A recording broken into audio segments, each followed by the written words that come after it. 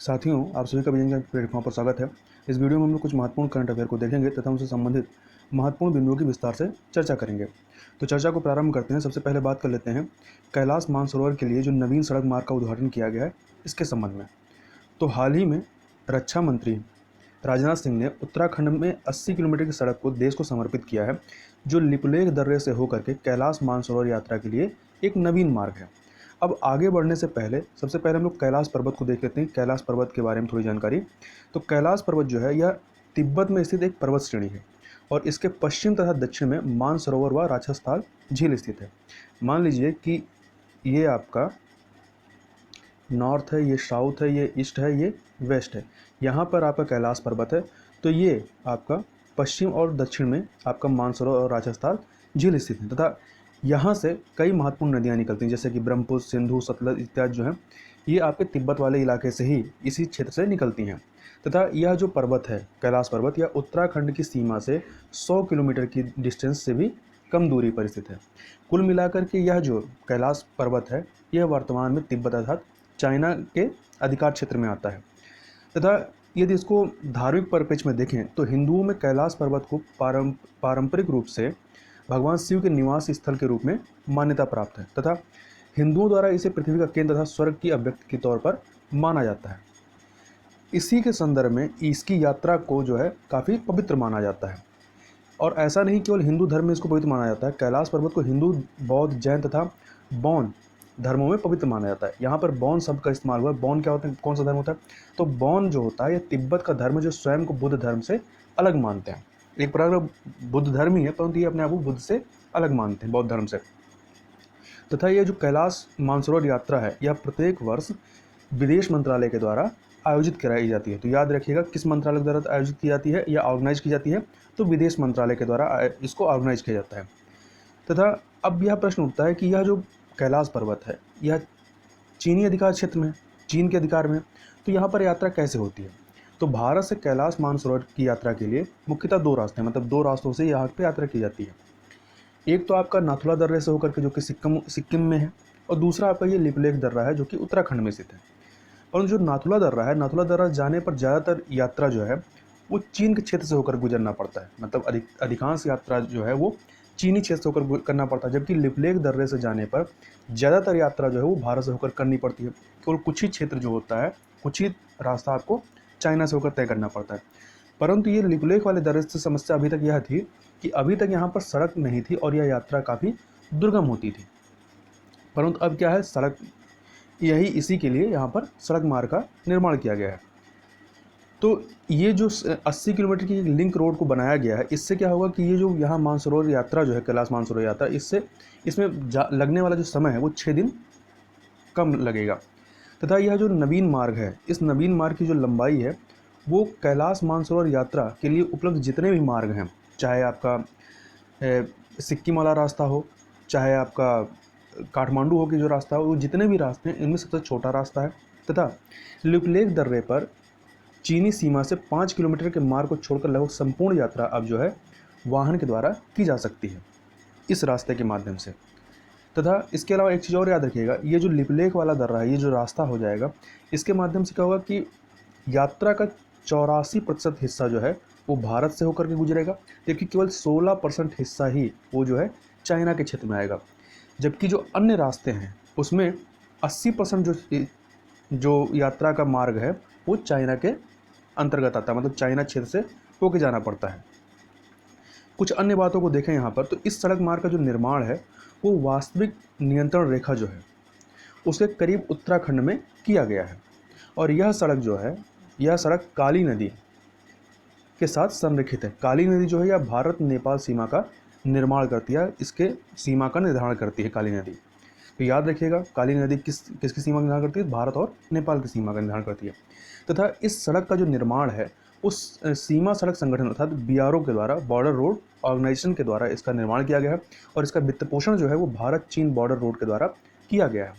यहाँ पर थोड़ा सा ये जो सीमा सड़क संगठन है, इसको थोड़ा सा रिकॉल कर लीजिए। पहले भी बताया है कि यह जो सीमा सड़क संगठन है, इसका जो स्थापना है वो 1960 में की गई थी और यह किस मंत्रालय के अंतर्गत आती है? तो यह रक्षा मंत्रालय के अंतर्गत आती है। तो यह भूलिएगा नहीं किस मंत्रालय के अंतर्गत आता है।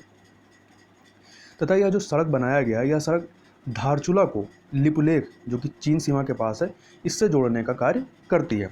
और इस सड़क परियोजना को जो है मंजूरी जो है सुरक्षा पर जो कैबिनेट समिति है CCS, इसके द्वारा वर्ष 2005 में मंजूरी दी गई थी तथा इसे पूरा करने का जो लक्ष्य था वो 2022 तक था, मतलब 2022 तक इसको पूरा करना था, परंतु हमने 2020 में पूरा कर लिया, मतलब जो टारगेट जो समय सीमा थी उससे पहले ही इसको पूरा कर लिया गया है।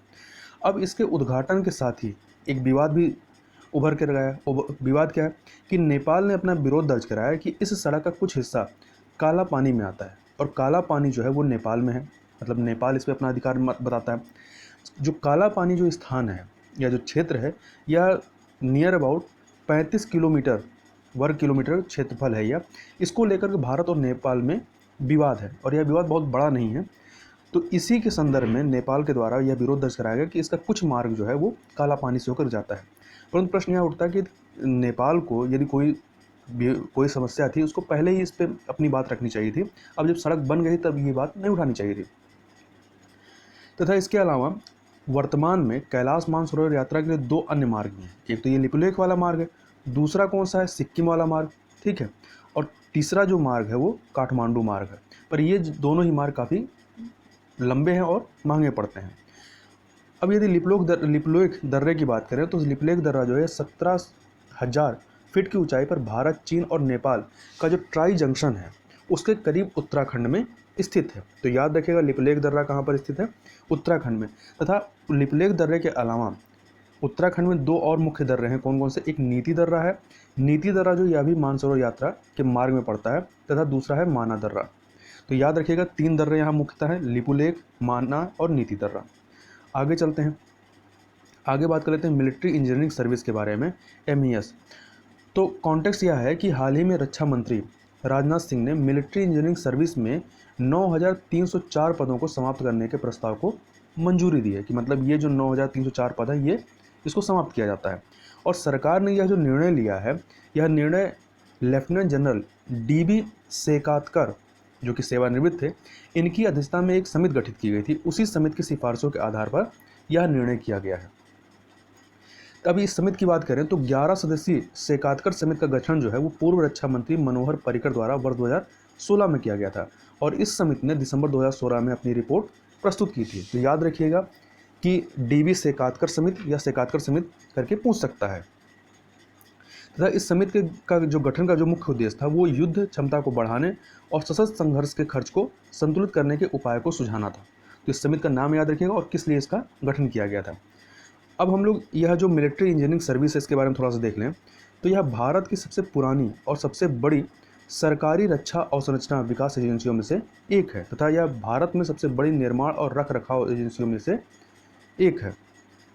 यह जो मिलिट्री इंजीनियरिंग सर्विस है यह मुख्य रूप से जो कार्य करती है, मुख्य रूप से सर जो कार्य है वह भारतीय सेना, भारतीय वायुसेना, भारतीय नौसेना या भारतीय आयुध कारखानों तथा रक्षा अनुसंधान एवं विकास संगठन और भारतीय तटरक्षक बल समेत भारतीय सशस्त्र बलों के लिए इंजीनियरिंग और निर्माण कार्य में कार्यरत, मतलब कुल मिलाकर के भारतीय सेना जो है उसके लिए जो भी सशस्त्र बल से संबंधित जो कार्य है या जो इंजीनियरिंग या जो निर्माण कार्य है, कहीं पे कोई निर्माण कार्य है, वो सब सारे कार्य जो है इसके द्वारा किए जाते हैं। आगे चलते हैं, आगे है स्ट्रिंजेंसी इंडेक्स। तो यह इंडेक्स क्या है, स्ट्रिंजेंसी मतलब होता है सख्ती। तो यह जो इंडेक्स है यह इंडेक्स पता लगाने के लिए है कि कोविड-19 महामारी के दौरान विभिन्न देशों के द्वारा विभिन्न चरणों में कितनी सख्ती की गई है। अब इसको यदि उदाहरण से थोड़ा समझें तो यदि हम भारत और USA का एग्जाम्पल लें तो इसमें इसको इस तरह से बताने की कोशिश की गई है कि मान लीजिए कि जब भारत में 100 केस हुए और अमेरिका में 100 केस हुए तो 100 केस होने पर भारत सरकार के द्वारा क्या क्या स्टेप उठाए गए और अमेरिकन सरकार के द्वारा क्या क्या स्टेप उठाए गए। इसी प्रकार से जब 500 केस हो गए भारत में और जब 500 केस हो गए अमेरिका में तो 500 केस होने पर भारत सरकार ने क्या क्या स्टेप उठाए हैं और क्या क्या पाबंदियाँ लगाई हैं और इसी प्रकार से यहाँ USA सरकार ने क्या क्या पाबंदियाँ या क्या क्या स्टेप उठाए हैं। तो इन्हीं को देखने के लिए, इन्हीं का पता लगाने के लिए यह इंडेक्स जारी किया गया है। तो भारत को इसमें 100 में से 100 नंबर मिले, अर्थात 100 नंबर मिले, मतलब पूरे नंबर इसको मिले हैं। अर्थात भारत जो है विश्व के सबसे सख्त लॉकडाउन करने वाले देशों में से एक रहा है। ऐसा नहीं कि भारत ही एकमात्र ऐसा देश है जो कि 100 में 100 पाया है। इसके अलावा इस सूची में 17 ऐसे देश हैं जिनको 100 में से 100 नंबर मिले हैं तथा इस सूचकांक को ऑक्सफोर्ड यूनिवर्सिटी के द्वारा 17 मानकों अर्थात 17 इंडिकेटर्स के आधार पर तैयार किया गया है। और इनमें जो मानक हैं, जो इंडिकेटर हैं, इसके एग्जाम्पल के तौर पर देखें, जैसे कि स्कूल और कार्यस्थल को बंद करने का मतलब किस स्टेप पे आकर के वहाँ उस देश की सरकार ने स्कूल और कार्यस्थलों को बंद किया, या सार्वजनिक कार्यक्रमों पर रोक लगाई, या सार्वजनिक परिवहनों पर रोक लगाई, या स्टे होम पॉलिसी को इम्प्लीमेंट किया। तो ये इस प्रकार से 17 इंडिकेटर हैं। इन इंडिकेटर के आधार पर इस सूचकांक को तैयार किया गया है तथा इसमें भारत और 17 अन्य देश जो 100 नंबर पाए हैं, जबकि जो अमेरिका, इटली, जहाँ पे इसमें सिचुएशन बहुत ज़्यादा ख़राब है, वहाँ पर वो देश जो हैं इस रैंकिंग में 100 से कम पाए। मतलब वहाँ पे जो है शुरुआत में सही या सख्त स्टेप नहीं उठाए जा सकें। आगे चलते हैं। आगे है प्रोजेक्ट कार्ड के बारे में। अब प्रोजेक्ट कार्ड क्या है, तो कार्ड का फुल फॉर्म देख लेते हैं। कार्ड का फुल फॉर्म है consortium for affordable and rapid diagnostic. Consortium मतलब होता है एसोसिएशन, मतलब किसी के साथ मिल करके कार्य करना। तो यह जो प्रोजेक्ट है, नीति आयोग और डिपार्टमेंट ऑफ बायोटेक्नोलॉजी ने मिल करके इस प्रोजेक्ट को लॉन्च किया। अब प्रश्न उठता है कि इस प्रोजेक्ट का उद्देश्य क्या है या एम क्या है, इसको लॉन्च क्यों किया गया है। तो इसका उद्देश्य है कि वैज्ञानिक प्रयोगशालाएं और प्राइवेट फर्म ये सब एक मंच पर आए, मतलब एक जगह इकट्ठे हों, एक साथ मिल करके काम करें तथा मिल करके टेस्टिंग किट को बड़े पैमाने पर तैयार किया जाए। टेस्टिंग किट जैसे कि आपका रैपिड टेस्टिंग किट, चूँकि क्या है कि अभी भारत देश में टेस्टिंग किट की कमी है, ऐसे टेस्टिंग किट की कमी है जिससे कि जल्द से जल्द परिणाम पता किया जा सके। अभी जो टेस्टिंग किट हम इस्तेमाल कर रहे हैं उसमें परिणाम रिजल्ट आने में काफ़ी टाइम लगता है। तो हम चाहते हैं कि ऐसे टेस्टिंग किट हम बनाएं जिससे रिजल्ट जल्द से जल्द आए, तो जिससे कि बड़े स्तर पर हम लोग मास स्केल पर इसका प्रोडक्शन कर सकें और मास स्केल पर हम लोग टेस्टिंग कर सकें। जैसा कि आप लोगों को पता होगा कि कुछ समय पहले चीन से जो है यही जल्द से जल्द टेस्टिंग के परिणाम के लिए चीन से रैपिड टेस्टिंग किट मंगाए गए थे। परंतु जो चीन से रैपिड टेस्टिंग किट मंगाए गए थे, इनकी इफ़िशियंसी जो ये बहुत ज़्यादा इफ़िशियंट नहीं साबित हुए थे। इनकी जो इफ़िशियंसी थी वो 30% ही थी, इसलिए इसको रोक दिया गया। अब थोड़ा सा रैपिड टेस्टिंग किट के बारे में बात करें, यह काम कैसे करता है। तो रैपिड टेस्टिंग किट जो होता है, यह किसी व्यक्ति के शरीर में एंटीबॉडी को डिटेक्ट करता है। होता क्या है कि जब हमारे शरीर में कोई पैथोजन जैसे कि बैक्टीरिया है या वायरस है, ये इंटर करता है, तो उससे लड़ने के लिए हमारा शरीर जो है वो एक एंटीबॉडी जनरेट करता है। तो इसी एंटीबॉडी की मदद से हम लोग मतलब ये जो रैपिड टेस्टिंग किट है, इसी एंटीबॉडी की मदद से यह पता डिटेक्ट करता है कि इसमें कोरोना वायरस है या नहीं है। और यह जो टेस्टिंग किट है, यह 19 प्रकार के जो स्पेसिफिक एंटीबॉडी होते हैं उनको चिन्हित करने का कार्य करता है। उन्हीं के आधार पर यह रिजल्ट देता है। आगे चलते हैं। आगे है कोविड-19 आपातकालीन उपाय एवं स्वास्थ्य प्रणाली तैयारी परियोजना के संबंध में। तो कॉन्टेक्स्ट यह है कि भारत सरकार और एशियाई इंफ्रास्ट्रक्चर इन्वेस्टमेंट बैंक अर्थात AIIB ने कोविड-19 से निपटने हेतु $500 मिलियन की कोविड-19 आपातकालीन उपाय एवं स्वास्थ्य प्रणाली तैयारी परियोजना संबंधी समझौते पर हस्ताक्षर किए। यदि इसको साधारण भाषा में कहें तो यह जो कोविड-19 आपातकालीन उपाय एवं स्वास्थ्य प्रणाली तैयारी परियोजना है, यह परियोजना भारत सरकार की एक पहल है, मतलब भारत की एक पहल है। इस पहल में जो है एशियाई इंफ्रास्ट्रक्चर इन्वेस्टमेंट बैंक ने भारत को $500 मिलियन का ऋण दिया है। अन्य चीज़ें देखें तो इस परियोजना के तहत क्या है कि भारत के सभी राज्यों एवं केंद्र शासित प्रदेशों को शामिल किया गया है तथा इस परियोजना में AIIB के पहले, एशियन इंफ्रास्ट्रक्चर बैंक के पहले वर्ल्ड बैंक ने भी $1 बिलियन की आर्थिक सहायता प्रदान की थी या ऋण प्रदान किया है। और इस परियोजना का जो उद्देश्य है, इसका उद्देश्य भारत को कोविड-19 से उत्पन्न खतरों से निपटने और राष्ट्रीय स्वास्थ्य प्रणालियों को मजबूती प्रदान करने के लिए, मतलब टेस्टिंग किट की व्यवस्था करने के लिए और जो भी इंफ्रास्ट्रक्चर तैयार करना, उस सबको तैयार करने के लिए इस परियोजना को लाया गया है। अब हम लोग बात कर लेते हैं एशियाई इंफ्रास्ट्रक्चर इन्वेस्टमेंट बैंक। प्रश्न जो बनेगा यहीं से बन सकता है। तो इसके बारे में बात करें तो यह एक बहुपक्षीय मल्टी डायमेंशनल क्या है, वो एक डेवलपमेंट बैंक है। तो यह एक बहुपक्षीय विकास बैंक है जो एशिया और उसके बाहर के सामाजिक और आर्थिक नतीजों में सुधार के लिए एक मिशन के रूप में कार्य करता है। यह जो एशियाई इंफ्रास्ट्रक्चर इन्वेस्टमेंट बैंक है, यह चीन प्रस्तावित बैंक है, मतलब इसका जो प्रस्ताव है इसको स्थापित करने का वो चीन के द्वारा दिया गया था और इसकी स्थापना 2016 में की गई। और इसका हेडक्वार्टर कहाँ पे? तो इसका हेडक्वार्टर चीन के बीजिंग में है। तो कंफ्यूज मत होइएगा, जो ब्रिक्स बैंक है, दो बैंक है, एक एशियाई इंफ्रास्ट्रक्चर इन्वेस्टमेंट बैंक है, दूसरा है ब्रिक्स बैंक। तो वो ब्रिक्स देशों का बैंक है। ब्रिक्स बैंक का जो हेडक्वार्टर है वो संघाई में है, जबकि एशियाई इंफ्रास्ट्रक्चर इन्वेस्टमेंट बैंक का जो हेडक्वार्टर है वो बीजिंग में है। चूँकि इस पे 2016 में यूपीएससी के पेपर में प्रश्न बन चुका है कि पूछा था एशियाई इंफ्रास्ट्रक्चर इन्वेस्टमेंट बैंक का हेडक्वार्टर कहाँ है, तो बीजिंग और संघाई में कन्फ्यूजन हो जाता है। तो याद रखिएगा, इसका जो है AIIB का बीजिंग में है और जो ब्रिक्स है, ब्रिक्स का आपका संघाई में है। तो ऐसे भी रख सकते हैं, ब्रिक्स में क्या है, बी है, तो मतलब बीजिंग नहीं है। ठीक है, तो बीजिंग नहीं तो क्या होगा, संघाई होगा। तो ब्रिक्स का संघाई में है और इसका बीजिंग में है। कुछ अन्य चीज़ें देखें तो यह जो बैंक है यह एशिया पैसिफिक क्षेत्र में अवसंरचना विकास के लिए ऋण देने का कार्य करता है, मतलब इंफ्रास्ट्रक्चर डेवलपमेंट के लिए यह ऋण देता है। अब इसकी सदस्यता की बात करें तो सभी विश्व बैंक के सभी सदस्यों के लिए इसकी सदस्यता खुली है, मतलब वर्ल्ड बैंक का कोई भी सदस्य देश जो है इसकी सदस्यता ग्रहण कर सकता है। ऐसा नहीं कि इसके नाम में एशियाई देश लगा, एशियाई लिखा हुआ है तो केवल एशियाई देश ही इसके सदस्य होंगे। और एक चीज़ यहाँ और ध्यान रखिएगा, यदि कथन के रूप में कह दे कि सारे एशियाई देश जो हैं इस बैंक के सदस्य हैं, तो यह गलत हो जाएगा, क्योंकि सारे एशियाई देश इसके सदस्य नहीं हैं।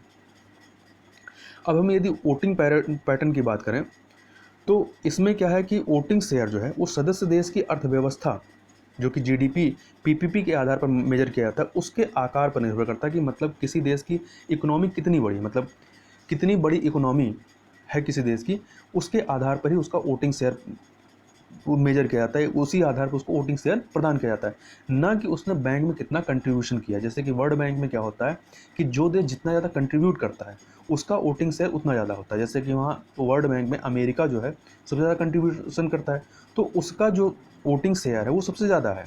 परंतु यहाँ पर कंट्रीब्यूशन के आधार पर वोटिंग शेयर नहीं होता, बल्कि देश की जो इकोनॉमी है, कितनी बड़ी इकोनॉमी है, उसके आधार पर उसका वोटिंग शेयर तय किया जाता है। तो इस हिसाब से यदि इसमें सबसे बड़ा वोटिंग शेयर देखें तो चाइना का है।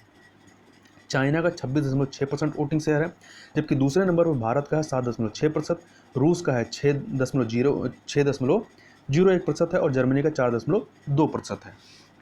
तथा इस बैंक से संबंधित जो भी बड़े निर्णय होते हैं उस निर्णय को लेने के लिए 75% वोट के बाद ही लिए जाते हैं, मतलब उस पर यदि 75% लोगों का फेवर में होता तभी उस पर निर्णय किया जाता है। तथा यदि बोर्ड ऑफ गवर्नर की बात करें तो इसका जो बोर्ड ऑफ गवर्नर होता है, मतलब बोर्ड ऑफ गवर्नर ही क्या होता है, डिसीजन मेकिंग बॉडी होते हैं। तो बोर्ड ऑफ गवर्नर, इसमें प्रत्येक सदस्य देश के द्वारा एक गवर्नर और एक अल्टरनेट गवर्नर को नियुक्त किया जाता है या अपॉइंट किया जाता है। अब यदि इसके सिग्निफिकेंस की बात करें या महत्व की, तो इस बैंक की जो पूंजी है वो कितनी है, $100 बिलियन है, जो कि एशियन डेवलपमेंट बैंक के जो पूंजी है उसके 2/3 तथा वर्ल्ड बैंक की पूंजी के हाफ, मतलब 1/2 के बराबर है। तो इस प्रकार से यह जो कोई छोटा मोटा बैंक नहीं, काफ़ी बड़ा बैंक है, तो इसलिए इसका रोल जो है वो काफ़ी महत्व वाला हो जाता है। और वैसे भी क्या करता है कि ये इंफ्रास्ट्रक्चर के लिए ऋण प्रदान करने का कार्य करता है। आगे देखते हैं, आगे है ओलिव रिडले कछुए के बारे में या ओलिव रिडले टर्टल्स के बारे में। तो उड़ीसा के समुद्री तटों तथा गहीर माथा मरीन सेंचुरी जो है, यहाँ पर हर वर्ष लाखों की तादाद में ओलिव रिडले कछुए आते हैं और बड़े स्तर पर यहाँ पर घोंसले अर्थात नेस्टिंग करते हैं। जो घोंसले बनाने क्या कहते हैं, नेस्टिंग कहते हैं। तो यहाँ पर घोंसले बनाते हैं, नेस्टिंग करते हैं, और यहाँ पर क्या है, बहुत बड़े स्तर पर कछुए आते हैं। तो ये जो इनका घोंसले बनाने का या जो नेस्टिंग का जो तरीका है या जो इनका जो पूरा सिस्टम है, इस यूनिक मास नेस्टिंग को अरीबाड़ा कहते हैं। तो याद रखिएगा अरीबाड़ा क्या होता है। तो ये जो ओलिव रिडले जो आते हैं समुद्र तट पर आते हैं और जिस प्रकार से लाखों की संख्या में आते हैं और मिल करके नेस्टिंग का कार्य करते हैं, तो इनके जो यूनिक मास नेस्टिंग होती है इसी को अरीबाड़ा कहा जाता है। तथा ये हर वर्ष मार्च के महीने में आते हैं और अंडे देते हैं, और इस समय क्या है, इस समय तक ही इस अंडे में से बच्चे निकलने लगते हैं और समुद्र की तरफ इनका जाना प्रारंभ हो जाता है। अब हम लोग बात कर लेते हैं ओलिव रिडले के बारे में, ओलिव रिडले टर्टल्स के बारे में। ये जो हैं ये सबसे विश्व के सबसे छोटे तथा सबसे ज़्यादा संख्या में मिलने वाले समुद्री कछुए। तो याद रखिएगा यह फ्रेश वाटर के टर्टल्स नहीं है बल्कि समुद्री कछुए हैं। ये आकार में छोटे होते हैं तथा मतलब संख्या में काफ़ी ज़्यादा होते हैं। और इनकी यदि प्रेजेंस देखें कहाँ मिलते हैं, तो ये मुख्यतः जो है वो प्रशांत, अधिकतर तो सारे जो भी महासागर सब में मिल जाएंगे, परंतु मुख्यतः ये प्रशांत, अटलांटिक और हिंद महासागर के गर्म पानी में मिलते हैं। तो याद रखिएगा जहाँ भी वार्म वाटर होगा वहीं मिलेंगे।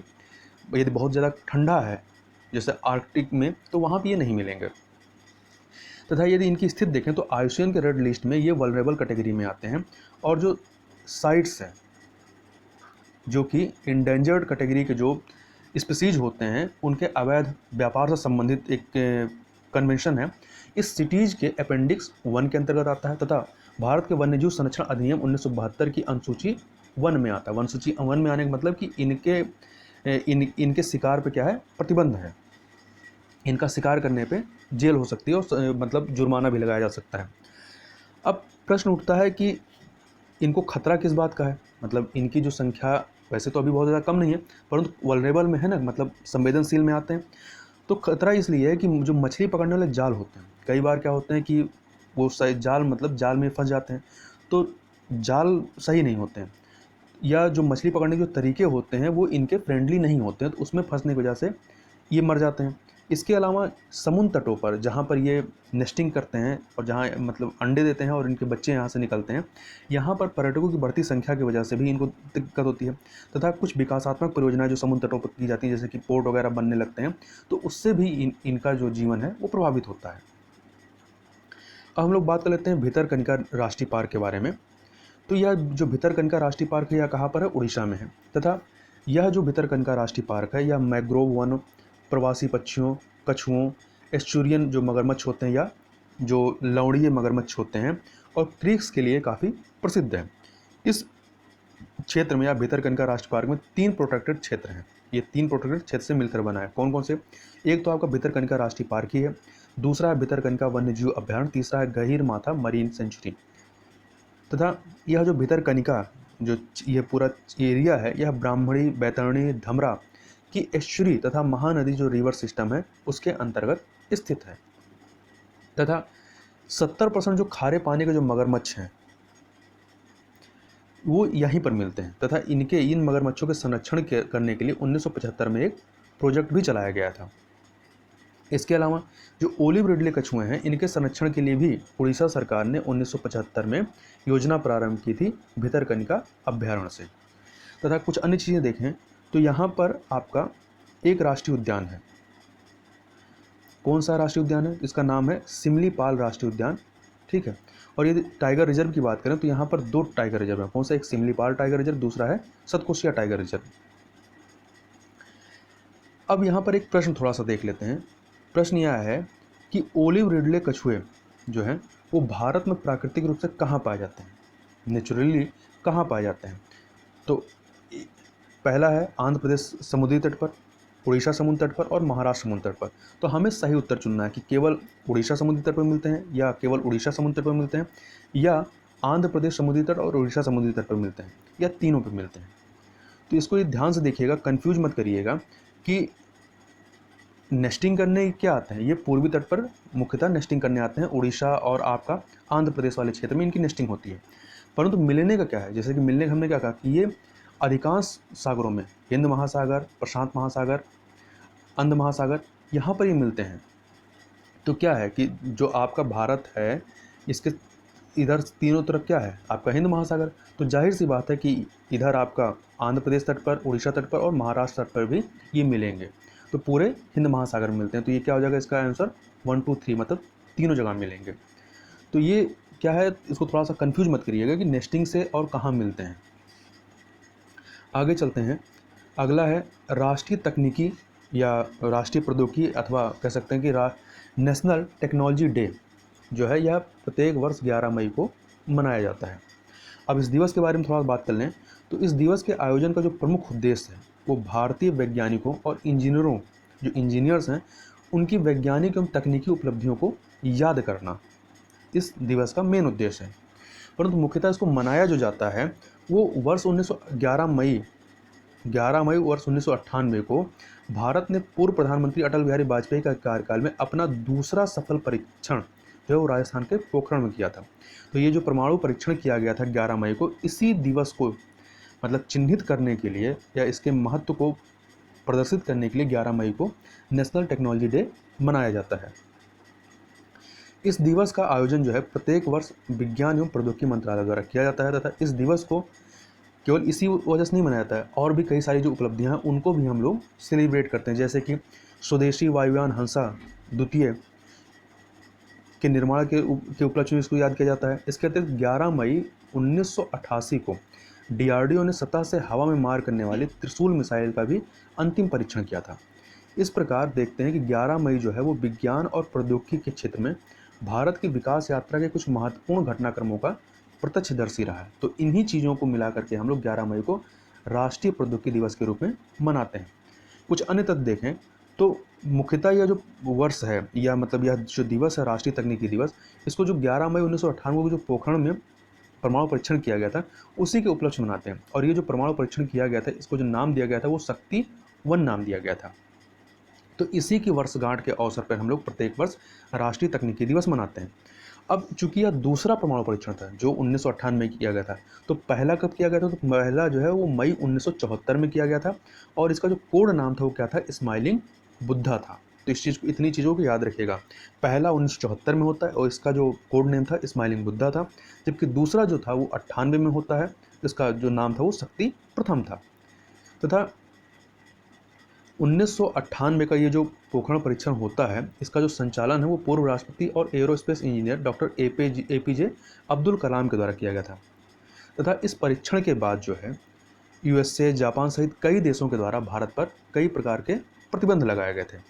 परंतु इन प्रतिबंधों के साथ साथ जो है भारत परीक्षण के बाद परमाणु क्लब में शामिल होने वाला छठा देश बन गया था। यहाँ एक चीज़ और ध्यान रखिएगा, जो राष्ट्रीय विज्ञान दिवस होता है वो 28 फरवरी को मनाया जाता है। तो कन्फ्यूज मत होइएगा, राष्ट्रीय प्रौद्योगिकी दिवस 11 मई को, जबकि राष्ट्रीय विज्ञान दिवस जो होता है वो 28 फरवरी को मनाया जाता है। अब बात कर लेते हैं हरिशंकर वासुदेवन के संबंध में। तो हुआ क्या है? हुआ यह है कि जाने माने इतिहासकार हरिशंकर वासुदेवन का कोविड-19 के कारण निधन हो गया है। तो याद रखिएगा कि हरिशंकर वासुदेवन, यदि परीक्षा में पूछा जाए तो क्या कहें? ये इतिहासकार रहे हैं। अब इनकी थोड़ी उपलब्धियों के बारे में बात करें तो इन्हें अंतर्राष्ट्रीय स्तर पर रूसी एवं यूरोपीय इतिहास और भारत रूस संबंधों पर किए उनके कार्यों के लिए जाना जाता है। इन्होंने इनकी जो 2 किताबें वो काफ़ी महत्वपूर्ण रही हैं। पहली पुस्तक है shadows of substance, Indo Russian trade and military technical cooperation, यह 2010 में इन्होंने लिखी। दूसरी थी footstep of Afanasy Nikitin travels through Eurasia and India in the early 21वीं सेंचुरी, ये 2015 में इनके द्वारा लिखी गई महत्वपूर्ण पुस्तक थी। इसके अलावा यह जो है यह प्रतिष्ठित विद्वान कलकत्ता विश्वविद्यालय में इतिहास और चीनी विभाग के यूजीसी एमेरिटिस प्रोफेसर होने के साथ साथ भारत सरकार के संस्कृत मंत्रालय के तहत एक स्वायत्त निकाय है Abdul Kalam Azad institute of Asian studies, इसके पूर्व निदेशक भी रहे हैं। तो ये इनकी कुछ महत्वपूर्ण उपलब्धियां भी रही हैं। तो इस प्रकार हमने यहाँ पर कुछ महत्वपूर्ण करंट अफेयर को देखा। तो इस वीडियो में बस इतना ही। मिलते हैं नेक्स्ट वीडियो में, तब तक के लिए बहुत बहुत धन्यवाद।